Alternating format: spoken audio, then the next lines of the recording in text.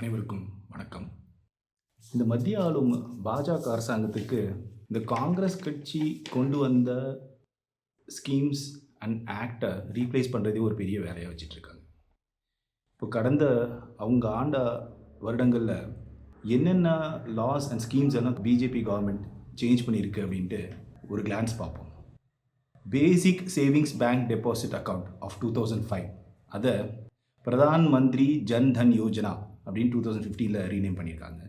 National girl child day programme of 2005 Beti Bachao Beti Padhao Yojana அப்படின்ட்டு rename பண்ணியிருக்காங்க. Jawaharlal Nehru national urban renewal mission of 2005 அதை அம்ருத் அப்படின்னு பேர் மாற்றிருக்காங்க.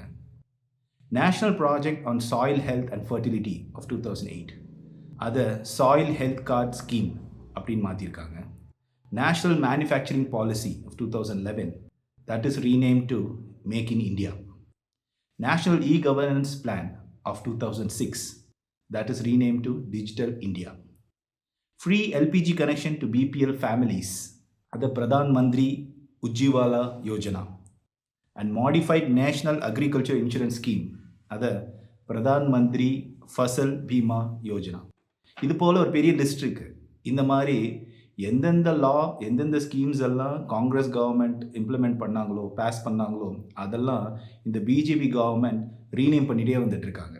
அந்த வரிசையில் இப்போ டிசம்பர் மாதம் ஒரு முக்கியமான லாவை கம்ப்ளீட்டாக ரீப்ளேஸ் பண்ணியிருக்காங்க. அதை பற்றி தான் இன்றைக்கி பார்க்க போகிறோம். அது என்னன்னு பார்த்தீங்கன்னா விபிஜி ராம்ஜி அப்படின்ட்டு ஒரு ஆக்ட் பாஸ் பண்ணியிருக்காங்க. அது என்ன, எந்த லாவை ரீப்ளேஸ் பண்ணுது அப்படின்னு பார்த்தோம்னா MNREGA, Mahatma Gandhi rural employment guarantee act, அந்த ஆக்டை விபிஜி ராம்ஜி அப்படின்ற ஒரு ஆக்டை பாஸ் பண்ணி ரீப்ளேஸ் பண்ணியிருக்காங்க. அதாவது இப்போது மன்ரேகாவில் பார்த்தீங்கன்னா Mahatma Gandhi national rural employment guarantee, the law itself says, அந்த லாவே சொல்லுது அது என்ன பண்ணணும் அப்படின்ட்டு. ரூரல் எம்ப்ளாய்மெண்ட்டுக்கு கேரண்டி கொடுக்கணும் அப்படின்றது தான் அந்த லா. அந்த ஒரு இன்டென்ஷனில் கொண்டு வரப்பட்டது தான் அந்த லா. இப்போ அந்த லாவை இந்த வாயிலே நுழையாத ஒரு பேரை சொல்லி ஒரு புது லா பாஸ் பண்ணியிருக்காங்க. என்ன, விபிஜி ராம்ஜி. அதோட எக்ஸ்ப்ளனேஷன் என்னன்னு கேட்டிங்கன்னா அது யாருக்குமே வாயிலே நுழையாது, அந்த அளவுக்கு அது சொல்கிறாங்க அவங்க. சரி கொண்டுட்டீங்க, இப்போ அந்த லாவுடைய நோக்கம் என்ன, அது என்ன பண்ணும்? அட்லீஸ்ட் இப்போ ப்ரீவியஸாக இருந்த மன்ரேகா விட அது பெட்டர்மெண்ட்டாக இருக்கா பார்த்தீங்கன்னா அதுவும் இல்லை. அப்போ அதுக்கு முன்னாடி மன்ரேகானா என்ன, மன்ரேகாவாக பாஸ் ஆச்சு, அது என்னவா பாஸ் ஆச்சு பார்லிமெண்ட்டில் அப்படின்னு பார்த்தோன்னா MNREGA was passed as rural employment guarantee act of 2005. அந்த லாவை அப்போ பாஸ் பண்ணப்போ இருந்த எக்கானமிஸ்ட் எல்லாம் என்ன சொல்லியிருக்காங்க அப்படின்றத பார்ப்போம். The Amartya Sen, one of the famous economists, she has quoted that law as enhancer of capacity and self-respect. And the World Bank in the development report of 2014 has said that Rural Employment Guarantee Act is a stellar example of rural development அப்படின்ட்டு world bank சொல்லியிருக்கு.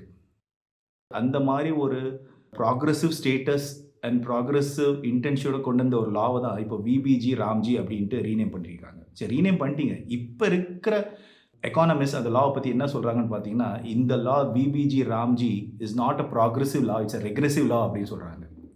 ரெக்ரெசிவ்னா என்ன, ரெக்ரெசிவ்னா இது பின்னோக்கி நம்மளை கொண்டு போகும். Progressive is something அது நம்மளை முன்னோக்கி கொண்டு போகும். It will take us way forward. But இந்த விபிஜி ராம்ஜிலா ரீப்ளேஸ் பண்ணதை இதை ரெக்ரெசிவ், இதை இன்னும் நம்மளை பின்னோக்கி தான் கொண்டு போகும் அப்படின்ற மாதிரி தான் கமெண்ட்ஸ் அவங்க சொல்கிறாங்க. சரி, இப்போ இந்த லாவில் இருக்கிற முக்கியமான ஃபேக்டர்ஸ் என்னன்றதை பார்ப்போம். இந்த லாவில் 3 இம்பார்ட்டன்ட் ஃபேக்டர்ஸ் பார்ப்போம்.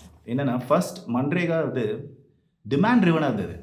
அதாவது ரூரல் ஏரியாஸில் இருக்கிற அன்ஸ்கில்டு லேபர்ஸ் அவங்க போய் எந்நேரமும் கவர்மெண்ட் அஃபீஷியல்ஸை அப்ரோச் பண்ணி ஒர்க் வேணும்னு கேட்டால் வித்தின் 15 days அவங்களுக்கு உண்டான வேலையை அரசாங்க அதிகாரிகள் கொடுத்தாகணும். அதுதான் டிமாண்ட் ட்ரிவன், அதுதான் மன்ரேகாவுடைய இன்டென்ஷன். சரி, இப்போ என்ன பண்ணுறாங்க, இப்போ இந்த டிமாண்ட் ட்ரிவன் மாடலில் இருந்து நார்மேட்டிவ் ஃபண்டிங் மாடல் அப்படின்ற ஒரு மாடலுக்கு இந்த லாவை ரீப்ளேஸ் பண்ணுறாங்க. நார்மேட்டிவ் ஃபண்டிங்னா என்ன, normative ஃபண்டிங்னா it's a budget allocation system based on predefined parameters and formulas. ஒரு ஹிஸ்டாரிக்கல் ரெக்கார்டை எடுத்தோ இல்லை ப்ரீவியஸ் பர்ஃபார்மன்ஸஸை எடுத்தோ ஒரு ஃபார்முலாவை கொண்டு வந்து ஒரு ப்ரீ டிஃபைன் பேராமீட்டர்ஸை கொடுத்து அந்த பட்ஜெட்டை அலோகேட் பண்ணுவாங்க. இப்போ அந்த பட்ஜெட் அலோகேட் பண்ணிட்டாங்கன்னா என்ன ஆகும்? எவ்வளோ பட்ஜெட் அலோகேட் ஆகிருக்கோ அந்த பட்ஜெட்டுக்கு அளவு மட்டும்தான் ஒரு அன்ஸ்கில்டு ஒர்க்கர் ரூரல் ஏரியாஸில் வந்து ஜாபை கிளைம் பண்ண முடியும். ஃபார் எக்ஸாம்பிள், ஒரு 100 கோடி ரூபாய் அந்த வருஷத்துக்கு பட்ஜெட் அலோகேட் பண்ணுறாங்கன்னு வச்சுக்கோங்களேன். இப்போ 100 கோடி ரூபாய் யூட்டிலைஸ் ஆகிற அளவுக்கு தான் எம்ப்ளாய்மெண்ட் கொடுக்க முடியும். அந்த 100 கோடி ரூபாய் ஃபுல்லாக எக்ஸாஸ்ட் ஆகிடுச்சு, யூட்டிலைஸ் ஆகிடுச்சு அப்படின்னா அதுக்கப்புறம் மேன் பவர் வந்து ஒர்க் கேட்டாங்கன்னா எம்ப்ளாய்மெண்ட் கொடுக்க முடியாது. So that is normative funding model. So இது டிமாண்ட் ட்ரிவன்லேருந்து நார்மேட்டிவ் ஃபண்டிங் மாடலாக போகுது. அப்போ என்ன அர்த்தம்? த labour force doesn't have the liberty to come and ask, and அவங்க வந்து கேட்டால் கூட நீங்கள் பட்ஜெட் இல்லைன்னு சொல்லி நிராகரிக்க முடியும். ஆனால் ப்ரீவியஸ் மன்ரேகால அப்படி இல்லை. வருடத்தில் 365 நாட்களும் எப்போ வந்து கேட்டாலும், ஒருவர் தனக்கு வேலை வேண்டும் என்று எப்போது வந்து கேட்டாலும் 15 நாட்களுக்குள் அவருக்கு வேலை அளிக்க வேண்டும். அந்த 15 நாட்குள்ள அவருக்கு வேலை கொடுக்க முடியல அப்படின்னா ஆஃப்டர் த 15th டே அந்த லேபர் ஃபோர்ஸ் அந்த ஒர்க் பண்ணுற இடத்துக்கு ரிப்போர்ட் பண்ணியும் அந்த அதிகாரிகளால் வேலை அவங்களுக்கு கொடுக்க முடியல அப்படின்னா அவங்களுக்கு அன்எம்ப்ளாய்மெண்ட் அலவன்ஸ்னு ஒன்று கொடுக்கணும். அது அந்த வேஜஸில் 1/4 which is 25%. 25% of the amount அந்த எம்ப்ளாயிக்கு கவர்மெண்ட் கொடுக்கும். ஆனால் அந்த மாடல் இப்போது ஸ்க்ராட்ச் பண்ணிட்டாங்கன்னா கேட்டிங்கன்னா அந்த அன்எம்ப்ளாய்மெண்ட் வேஜஸை ஸ்க்ராட்ச் பண்ணல, அது வச்சுருக்காங்க. பட் நீங்கள் ஒரு கேப் பண்ணுறீங்க, ஃபண்டையே கேப் பண்ணிட்டீங்கன்னா, நார்மேட்டிவ் மாடல்ன்ட்டு ஃபண்டை கேப் பண்ணிட்டாலே பை டிஃபால்ட் அது அங்கே தான் கொண்டு போய் நிறுத்தும். ஃபண்டு தீர்ந்துருச்சு, இதுக்கு மேலே எம்ப்ளாய்மெண்ட் கொடுக்க முடியாது அப்படின்ட்டு அதிகாரிகளால் சொல்ல முடியும். அந்த மாடலுக்கு அது போகும். அதனால தான் இந்த normative funding model is not the right way for this kind of rural employment act அப்படின்னு நாங்கள் சொல்கிறோம். ஃபிசிக்கல் ஷேரிங் என்ன? இப்போ unskilled wages, material cost and administrative cost இதெல்லாம் அந்த மன்ரேகால கவர் ஆகுது. அதில் அந்த அன்ஸ்கில்ட் வேஜஸை கம்ப்ளீட்லி யூனியன் கவர்மெண்ட் தான் பேர் பண்ணிட்டு இருந்துச்சு மன்ரேகால. இப்போ அதை எப்படி ஷிஃப்ட் பண்ணுறாங்க? நார்த் ஈஸ்டர்ன் ஸ்டேட்ஸுக்கும் ஹிமாலயன் ஸ்டேட்ஸுக்கும் 90:10 which is 90% யூனியன் கவர்மெண்ட்டும் 10% ஸ்டேட் கவர்மெண்ட்டும் பேர் பண்ணும் அந்த அன்ஸ்கில் வேஜஸோடைய காஸ்ட்டை. And rest of all the ஸ்டேட்ஸ்க்கு 60-40 மாடல். 60% யூனியன் கவர்மெண்ட் பேர் பண்ணும், 40% ஸ்டேட்ஸ் பேர் பண்ணும் அப்படின்னு சொல்கிறாங்க. அது எப்படி சார் சரியாக இருக்கும்? ஆல்ரெடி ஜிஎஸ்டியை பேஸ் பண்ணி ரெவென்யூ ஆஃப் த ஸ்டேட்டும் எல்லாமே சென்ட்ரல் கவர்மெண்ட் எடுத்துக்குது. அண்ட் சென்ட்ரல் கவர்மெண்ட் எடுத்துக்கிட்டு சென்ட்ரல் கவர்மெண்ட் தான் ஸ்டேட்டுக்கு பிரித்து கொடுக்குது. அதுலேயே நிறைய ஃப்ளாஸ் இருக்குது. நீங்கள் நிறைய ஸ்டேட்ஸ் கிளைம் பண்ணிகிட்டு இருக்கு. என்ன fund the revenue which is generated from the state that is not being recovered back. There are lot of states, especially the non BJP ruling states எல்லாம் கிளைம் பண்ணிகிட்டு இருக்காங்க. அந்த மாதிரி சூழ்நிலையில் இப்போ நீங்கள் மறுபடியும் 40% of the wages state government bear பண்ணும் அப்படின்ட்டு அந்த பேர்டனையும் you putting it on the shoulders of state government. அந்த நிதிச்சுமையும் ஸ்டேட் கவர்மெண்ட் மேலே போடுறீங்க. ஏற்கனவே பல மாநிலங்கள் நிதி சுமையில் தள்ளாடிட்டு இருக்கு. அது இல்லாமல் இப்போ இதையும் இன்னும் இந்த 40%ம் நீங்கள் ஸ்டேட் கவர்மெண்ட் மேலேயே போடுறீங்க. அப்போ ஸ்டேட் கவர்மெண்ட்டுடைய ஸ்டாண்ட் என்னவா இருக்கும்? அந்த கேப் தீர்ந்துருச்சுன்னா இந்த state government will see that employment கொடுக்க முடியாத சூழ்நிலைக்கு ஸ்டேட் கவர்மெண்ட்டும் தள்ளப்படும்ல. So that is one of the key factor. And no pass window, அதாவது மன்ரேகால 365 நாட்களும் எல்லா சீசன்லேயுமே ஒருத்தர் வேலை வேணும்னு வந்து கிளைம் பண்ண முடியும். ஆனால் இந்த புது லா விபிஜி ராம்ஜி அப்படின்ற ஒரு லாவில் நீங்கள் பாஸ் விண்டோன்னு ஒன்று கொண்டு வரீங்க. அந்த பாஸ் விண்டோ என்ன?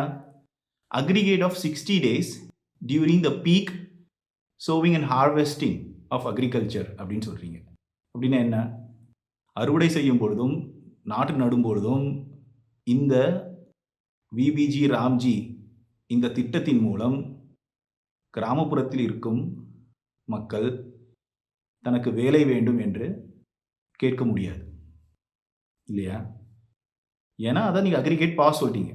அதை கேட்டால் அதுக்கு என்ன சொல்கிறாங்க அந்த ஆளுங்கட்சியினர்? இல்லை, அந்த டைமில் லேபர் ஃபோர்ஸ் இந்த அக்ரிகல்ச்சர் ஒர்க்குக்கு வரமாட்டேங்கிறாங்க, லேபர் ஷார்ட்டேஜ் ஏற்படுது. ஏன்னா எல்லாருமே அந்த 100 நாள் வேலை திட்டத்தை நோக்கி போயிடுறாங்க. அங்கே போயிடறனால இங்கே நமக்கு லேபர் ஷார்ட்டேஜ் நடக்குது அப்படின்ட்டு சொல்கிறாங்க. அது ஏன் சார் லேபர் ஷார்ட்டேஜ் நடக்கும்? ஆல்ரெடி இந்த மன்ரேகாவில் ஒரு லிமிட் ஃபிக்ஸ் பண்ணி வேஜ் லிமிட் கொடுத்துட்ருக்காங்க. இப்போ ஒரு அக்ரிகல்ச்சரல் லேண்ட் ஓனர், ஒரு அக்ரிகல்ச்சர் அவருடைய ஹார்வெஸ்டிங்க்கு லேபர் ஃபோர்ஸ் தேவைப்படுதுன்னா, அதை விட ரூ. 10 ரூ. 20 அதிகமா தராங்கன்னு சொன்னா, அங்க வரத்தானே போறாங்க. அவங்க ஏன் அந்த அந்த அதிகமான சம்பளம் வேணாம்னு சொல்லி ஸ்டில் இந்த மன்ரேகாவுக்கு தான் போகணும்னு அவங்க ஏன் சொல்லுவாங்க? அந்த பார்கெனிங் பவர் அந்த மேன் பவர் குடுக்குதுல்ல. அந்த அன்ஸ்கில்டு லேபருக்கு அந்த பார்கெயின் பண்றதுக்கான பவர் குடுக்குதுல்ல. இல்ல எனக்கு அங்க ரூ. 100 தராங்க. நீங்க ரூ. 120 குடுங்க உதாரணத்துக்கு. குடுங்க அப்படின்ட்டு பார்கெயின் பண்ற அளவுக்கு அந்த அந்த வொர்க் ஃபோர்ஸ் குடுக்குதுல்ல. அந்த பார்கெனிங் பவரையும் நீங்க கில் பண்றீங்க. நீங்க இப்ப என்ன கொண்டு வரீங்கன்னா, மறுபடியும் இந்த லேபர் ஃபோர்ஸ் எல்லாம் போயி பண்ணையார்களிடமும், நில உரிமையாளர்களிடமும் கை கட்டி தனக்கு வேலை வேண்டும் என்று கேட்கின்ற நிலைமையை இந்த சட்டம் உருவாக்கும். அதுதான் இங்க பிரச்சனை. அவனுக்கு எங்க வேலை வேண்டும் அவன் செய்ய போறான். அதை ஏன் கம்ப்ளீட்டா நீங்க பாஸ் பண்றீங்க? அதுவும் மன்ரேகால கூட இது 100 நாள் வேலை திட்டம் என்று சொன்னாலும், 100 நாட்களும் அனைத்து மாநிலங்களும் வேலை கொடுத்ததில்லை. அதுலயுமே கொஞ்சம் கேப்ஸ் இருக்கு. ஓகே. ஒரு 60 டேஸ் தான் ஆவரேஜ்ல எல்லா ரூரல் ஏரியாஸும் குடுத்துருக்காங்க. ஏன்னா அதுதான் கிளைம். அங்க என்ன கிளைம் பண்றாங்களோ அதை குடுக்குறாங்க. ஸோ மறுபடியும் நீங்க பாஸ் விண்டோன்னு கொண்டு வந்து அந்த லேபர் ஒர்க் ஃபோர்ஸை அந்த லேண்ட் லார்ட் கூட டிபெண்ட் பண்ணி அவங்க வாசல்ல போய் தனக்கு வேலை வேணும் என்று கேட்கின்ற நிலையை இந்த சட்டம் உருவாக்கும். அந்த இடத்துல அமிர்தா சென் சொன்னது இந்த செல்ஃப் ரெஸ்பெக்ட் அது அங்கே அடிவாங்க. ஸோ அகெயின் நீங்கள் செல்ஃப் ரெஸ்பெக்டை லூஸ் பண்ணி ஒருத்தர் போய் அங்கே நின்று எனக்கு வேலை கொடுங்கன்னு கேட்கணும். அந்த நிலைமையை இது உருவாக்கிடுச்சு. அப்புறம் இன்னொரு முக்கியமான ஃபேக்டர், டெக்னாலஜியை யூஸ் பண்ணி பயோமெட்ரிக் மாடலை கொண்டு வந்து and also with AI monitoring modeling கொண்டு வருவோம் அப்படின்னு சொல்கிறீங்க. அது என்ன? Biometric is already not a good successful model. பயோமெட்ரிக்கில் அட்டெண்டன்ஸ் ஷீட் ட்ராக் பண்ணும் அப்படின்னு நீங்கள் சொல்கிறீங்க இந்த லாவில். ஏன் சார், இப்போது இந்த பிபிஜி ராம்ஜிலையும் சரி இந்த மன்ரேகாலையும் வேலை செய்கிற மக்கள் யார்? ஹார்ட் லேபர்ஸ், குழி தோன்றவங்க, மண் அள்ளுறவங்க, கடப்பாறையை யூஸ் பண்ணுறவங்க, அந்த மாதிரி பீப்புள். அவங்களுக்கு எப்படி இந்த பயோமெட்ரிக் ஃபிங்கர் பிரிண்ட்ஸ் நார்மலாகவே இருக்கும்? இட் வில் ரப்சர் இல்லை? அவங்க ஸ்கின்னை வந்து ரப்சர் பண்ணிகிட்டே இருக்கும்ல அவங்க ஹார்ட் லேபர். அப்படி இருக்கிறப்போ அந்த பயோமெட்ரிக் எப்படி ஒரு சக்ஸஸ்ஃபுல் மாடலாக இருக்கும் உங்களுக்கு? அந்த பயோமெட்ரிக் சக்ஸஸ்ஃபுல்லாக இல்லாத போது அவங்க எப்படி அட்டெண்டன்ஸை நீங்கள் ட்ராக் பண்ணுவீங்க? நீங்கள் என்ன சொல்கிறீங்க? அதுக்கு national mobile monitoring system NMMS app மூலியமாக அவங்க அட்டெண்டன்ஸை பயோமெட்ரிக்கில் ட்ராக் பண்ணுவோம், அது ஒரு நல்ல டிரான்ஸ்பேரன்சி கொடுக்கும் அப்படின்னு சொல்கிறீங்க. அதையே ஒரு காரணம் காட்டி அவங்களுக்கு பயோமெட்ரிக் ஃபிங்கர் பிரிண்ட் சரியாக எடுக்க முடியல அப்படின்ற காரணம் காட்டி அவங்களுக்கு வேலை கொடுக்க முடியாத சூழ்நிலை இதில் ஏற்படும். அதுதான் எங்களுடைய கன்சர்ன்.